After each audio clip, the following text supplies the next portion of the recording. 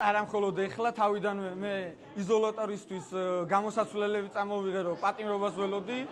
და რავი ხა ამ სასამართლოდან არანაირი ჯანსაღი მოლოდინი არ მაქვს და მოღალატეების გინებისთვის შეიძლება დამაპატიმრონ ამას მე ველოდებოდი არა მხოლოდ დღეს და გუშინ არამედ მაშინ იმ დღიდანვე რაც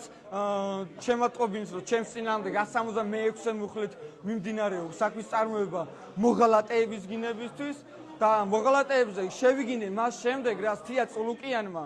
გააკეთა განცხადება რომ თურმე გიორგი ანწუხელზე არის ვიღაცის უაზრო პიარ შეწირული გიორგი ანწუხელზე არის საქართველოს ეროვნული გმირი არავის მიუწევთ უფლებას რომ შეურაცხყოფა მიაყენოს არა მხოლოდ გიორგი ანწუხელზე არც ერთ ქართველ გმირს ანუ ჩვენ გვახსოვს ის ვიღაცა ვიგინდარები კიკუებს რო ეძახდნენ ქართველ მებრძოლებს უკრაინაში ყველა საკადრის პასუხს გავსებდა ეს გინება ყველასზე მიდის და ყველას ერგება